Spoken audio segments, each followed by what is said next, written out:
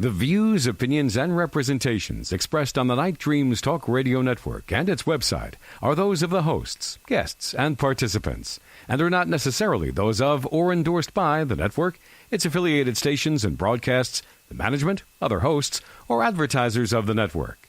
The shows found on the Night Dreams Talk Radio Network can, but do not necessarily, promote any particular lifestyle, belief, religion, political affiliation, or other personal practice.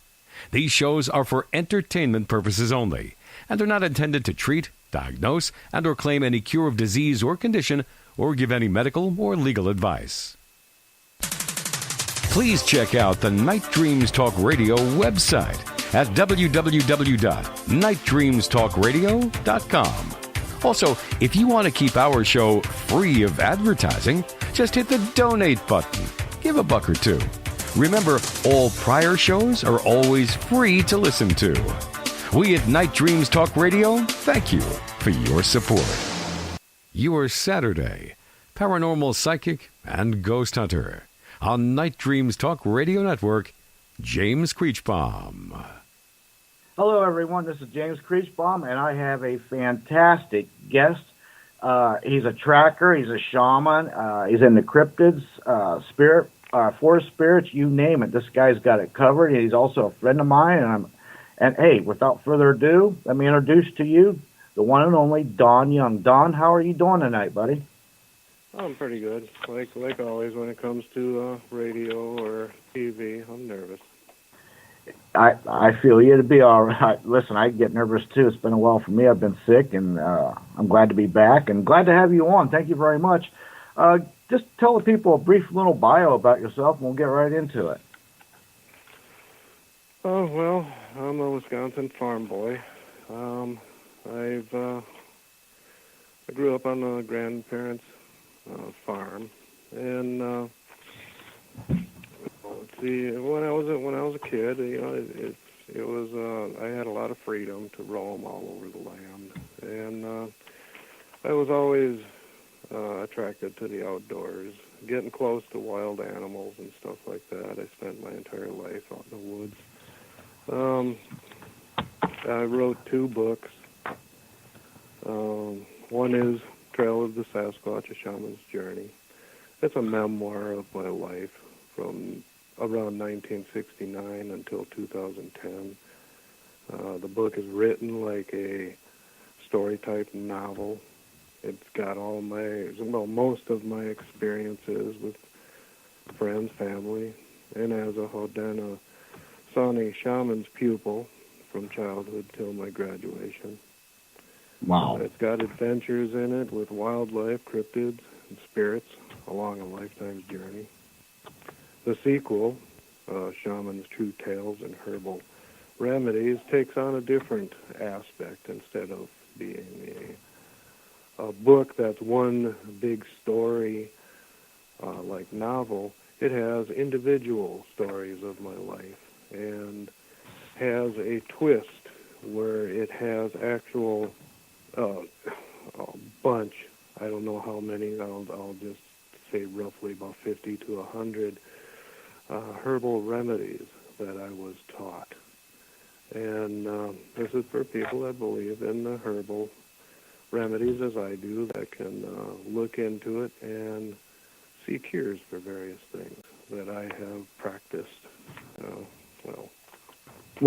since childhood. Well, yeah, let me ask you this. Now, you grew up on a 780-acre farm, I believe. Was that correct? Yes. Now, growing up on that farm, did you have encounters of any kind of cryptids or anything out of the ordinary? Yes. I basically would always say possible, because until someone actually proves it, all I can say is possible. But yeah, when I was 6 or 7 years old, I found a set, because I was always wandering out in this what I called the black swamp. It was like a cedar swamp. It was always dark out there because there was such a thick canopy. Very little sun got through. But one time when I was wandering through there, I found footprints. And when I got back to the farm, I told the grandparents about it. And Grandfather, he basically said that, no, it's just some rail bum wandering around out there, nothing to worry about. Walk around barefoot. Yeah, well, see, I didn't know at that time it was barefoot. I just seen human side tracks. And when finally I had talked to my shaman friend, he was a friend of the family, that was Ben Standing Crow, and I talked to him about it, and finally grandfather said, just go out there with him and look at the tracks and confirm. So he walks out there with me, and it was pretty deep snow. We had to take snowmobile out there. Oh, it was in the wintertime, too? Yeah, it was okay. wintertime. Wow. And the thing that was puzzling, see, we had rats on the farm. And I would take these bags of rats out to the swamp to feed this one wolf that I had befriended. It was a black wolf out there. And I had set this sack up on a branch while I went to a beaver pond to check it out. And when I came back, the sack was gone, replaced with these human tracks that were and I couldn't figure out why something would take the bag of dead rats. Now, that's a hungry vagrant for sure. And that's why, grandfather, he basically said that it was a rail bum because during the Depression, people ate things worse than rats. Well, yeah. He goes, there was nothing wrong with it in them desperate times. So anyway, I took Ben Standing Crow out there, and he looked at the tracks, and I stood back so he could examine them carefully. And he looks at them, and he goes, barefoot. And I go, what do you mean, barefoot? And he points down at the track, so I walk over, and I look down at it, and sure shit, there was toes. And Ben, he basically got very nervous. We started following the tracks a little bit, and after a while, he found the parts of the rats. Only the heads were bit off, thrown off to the side, and after, I don't know how far, but we found the bag just thrown, and Ben just looks at me, and he goes, Wendigo. And I go, well, what's that? And he goes, we got to leave now. Oh, wow. So, and Ben was an old man already, and I had a hard time keeping up to him. He was backtracking out of that swamp. Well, let me ask you this. How old was he? Much older man? The guy that said it's time to go? Yeah, Ben Standing Crow, when he first started teaching me as his pupil, he was a Haudenosaunee shaman. And he started teaching me when he was basically around 50, somewhere around there. And, he booked out of that woods, and by the time we got out of the woods, the snow in the valley was probably knee to crotch deep. That didn't stop him. He pushed his way right through that stuff to get away from that swamp. So when he said it's time to go, it was time to go. Yeah. He wasn't joking. Yeah, and I told him, whatever it is, and he goes, Wendigo, cannibal spirit. Oh, wow. And I go, please don't tell my grandparents that. They'll never let me in the woods again. Nope. And he goes, well, I have to tell him something. I go, just, tell him you don't know. Tell him, yes, there was footprints out there. And he goes, I'll see. So we get to the farm. I'm scared the whole time. We're going back because I'm thinking he's going to tell him something bad. The grandmother, she was very protective over me as a kid. So I thought, no, it was bad enough that I had the wolf, and they didn't want me to be around that. Right.